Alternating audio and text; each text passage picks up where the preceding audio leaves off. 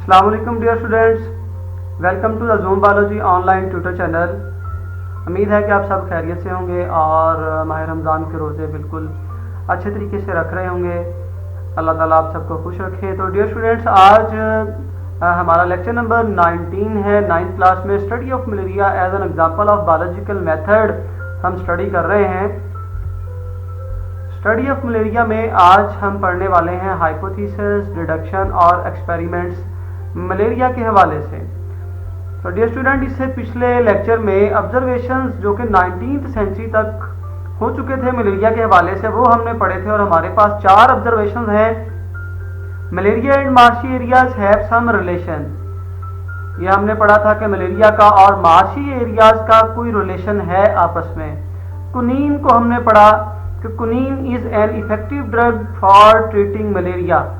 Malaria के इलाज के लिए कुनीन एक इफेक्टिव ड्रग है, मौसर दवाई के तौर पे साबित हुई। और drinking water of marches does not cause malaria, कि मार्शी एरियाज का पानी पीने से मलेरिया नहीं होता। Plasmodium is seen in the blood of malarial patients, कि प्लाज्मोडियम मलेरिया के पेशेंट्स के ब्लड के अंदर देखे गए, जो कि आर्मी फिजिशियन डॉक्टर लेब्रान ने ये देखे थे। तो ये 4 ऑब्जर्वेशन डियर स्टूडेंट्स हम पढ़ चुके हैं कि हमारे पास मौजूद हैं 19th सेंचुरी तक। अब इन 4 ऑब्जर्वेशंस को देखते हुए कुछ हाइपोथेसिस बनाए गए और उनमें से जो मेन हाइपोथेसिस है उसको हम डिस्कस करने वाले हैं। वो हाइपोथेसिस आप देखें, the hypothesis made in this case was Plasmodium is the cause of malaria. Plasmodium is the cause of malaria, का मलेरिया की वजह प्लाज्मोडियम है। तो चूंकि हाइपोथेसिस ऑब्जर्वेशंस की बेस पे बनाए जाते हैं, तो आप देखें अगर सबसे पहला ऑब्जर्वेशन हम देखें malaria and marshy areas have some relation, तो इससे नहीं पता चलता कि मलेरिया की वजह क्या हो सकती है।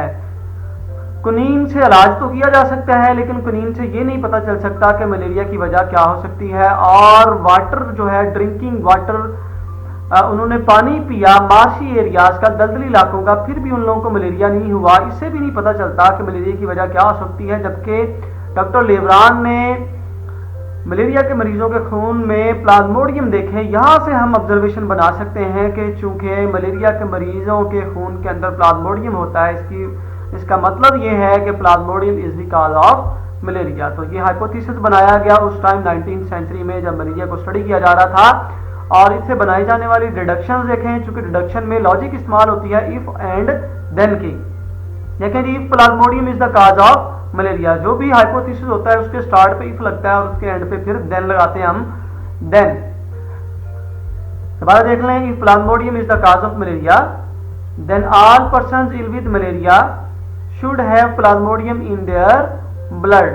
तो जो डिडक्शन बनाई गई वो ये थी कि अगर प्लाज्मोडियम मलेरिया की वजह है तो फिर सारे लोग जो मलेरिया में मुब्तला होता है उनके खून के अंदर प्लाज्मोडियम होना चाहिए। इसमें इफ और देन इस्तेमाल होता है डिडक्शन में, जो कि आपको नजर आ रहा है। और इस सूरत में बनाई जाने वाली डिडक्शंस ये हैं जो आपके साथ डिस्कस की गई। उसके बाद डिडक्शन के बाद चूंकि स्टेप आता है एक्सपेरिमेंट्स का, तो एक्सपेरिमेंट किए गए। The next step was to test the deduction through experiments. Experiments के लिए 2 ग्रुप बनाए गए।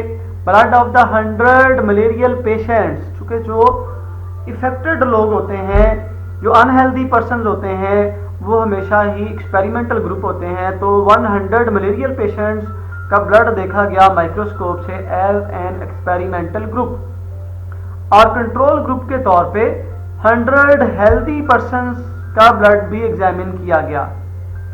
अब हम देखते हैं कि रिजल्ट हमारे पास क्या है। The result of the experiment showed that almost all malarial patients have plasmodium in their blood. तो रिजल्ट में तकरीबन जितने भी मलेरिया के पेशेंट थे, जब उनके ब्लड का मुआवजना किया गया हेल्दी पर्सनस के साथ, तो उनमें फर्क ये आया कि जितने प्लाज्मोडियम के जितने मलेरिया के मरीज थे उन सब के ब्लड के अंदर प्लाज्मोडियम पाया गया।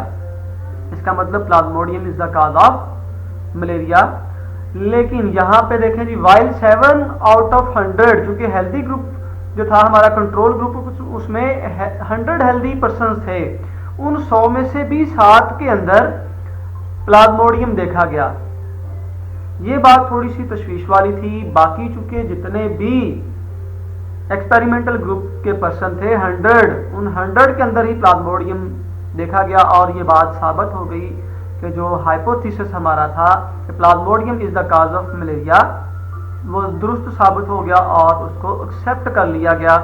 अब जो 100 हेल्दी पर्सन में से 7 के अंदर प्लाज्मोडियम देखा गया, वो बाद में पता चला कि वो प्लाज्मोडियम उनके अंदर किसी वजह से मच्छर के काटने से मुंतकिल हुआ था, और वो हेल्दी इसलिए थे अभी चूंकि जो है वो उनके अंदर प्लाज्मोडियम इंक्यूबेशन पीरियड में था। इंक्यूबेशन पीरियड को भी हम पढ़ते हैं कि इंक्यूबेशन पीरियड क्या होता है, कि वो लोग हेल्दी भी थे लेकिन उनमें प्लाज्मोडियम भी था। वजह क्या थी, तो वो चूंकि प्लाज्मोडियम किसी तरीके से मच्छर के काटने से उनमें ट्रांसफर हो गया था, लेकिन वो हेल्दी इसलिए थे कि अभी वो इंक्यूबेशन पीरियड में था प्लाज्मोडियम। तो इंक्यूबेशन पीरियड को हम पढ़ते हैं क्या होते हैं, the period between the entry of parasites in host में पैरासाइट के दाखिल होने and the appearance of symptoms, और सिम्टम्स के अपीयर करने के दरमियान में एक पीरियड होता है कि जब भी कोई होस्ट के अंदर पैरासाइट यानी कि जरासीम दाखिल होते हैं तो वो फौरी तौर पे जाकर डिजीज काज नहीं कर देते, कुछ टाइम लगता है, कुछ दिन लगते हैं। जैसे अगर आप कोरोना वायरस की सूरत हाल में देखेंगे तो एक्सपर्ट्स कहते हैं कि जो वो 10 से लेकर 14 दिन का टाइम है जिसमें कोरोना वायरस जो है वो अपनी शो कर देता है, अपने सिम्टम्स को शो कर देता है। तो ऐसे मलेरिया के मरीजों के केस में हुआ कि जो हेल्दी पर्सन थे उनमें 7 के अंदर अभी प्लाज्मोडियम वो इंक्यूबेशन पीरियड में था, इसलिए वो भी उनके ब्लड के अंदर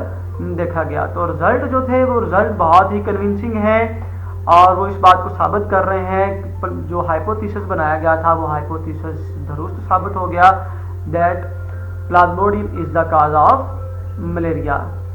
तो डियर स्टूडेंट, यहाँ तक हमने एक्सपेरिमेंट्स और रिजल्ट्स ड्रा कर लिए हैं, इंक्यूबेशन पीरियड को पढ़ा। नेक्स्ट लेक्चर में इंशाल्लाह हम ये पढ़ने वाले हैं कि प्लाज्मोडियम मलेरिया के मरीज के खून में दाखिल कैसे हुए, क्योंकि ये तो देख लिया गया कि जितने मलेरिया के मरीज हैं उन सब के खून के अंदर प्लाज्मोडियम पाया जाता है, और ये बात साबित हो गई कि Plasmodium is the cause of malaria, कि मलेरिया की वजह प्लाज्मोडियम है। हमारा हाइपोथेसिस दुरुस्त साबित हो गया।